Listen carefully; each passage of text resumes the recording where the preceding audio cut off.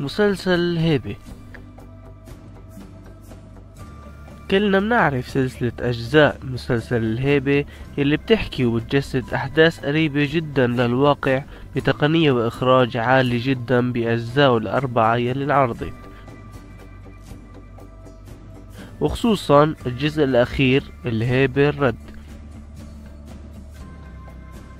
يلي جسد ولمس شعور كتير من الناس، سواء بمشاهد الكسرة أو الحزن أو الانطلاقات الجديدة أو بالانتقام،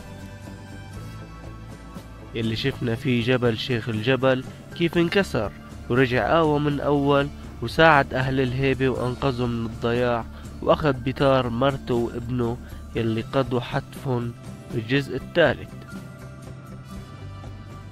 والأحداث والأخبار يلي صارت بالجزء الخامس كانت خارجة عن توقعات الجمهور تماما، وكانت بأول خبر مفاجئ بالجزء الجديد يلي هو موت شخصية صخر الأخ الأصغر لجبل شيخ الجبل،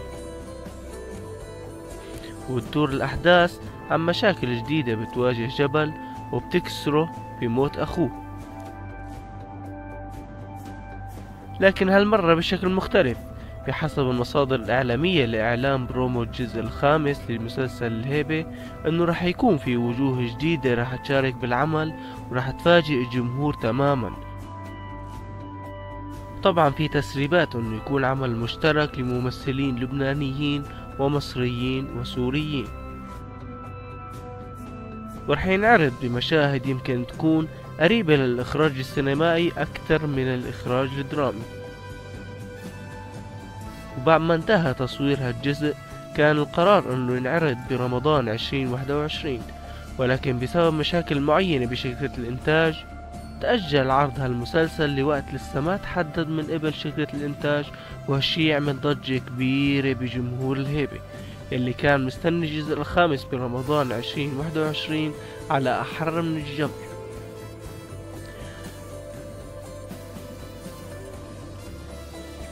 وهذا بدل على مدى نجاح هالسلسلة لتتخطى الحدود الموجودة بالساحة الدرامية وليحقق أكبر نسبة نجاح بالنسبة لمسلسلات تانية.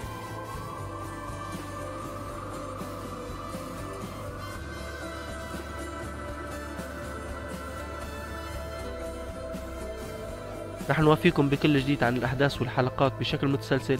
نشكر لكم حسن المتابعة وإلى اللقاء.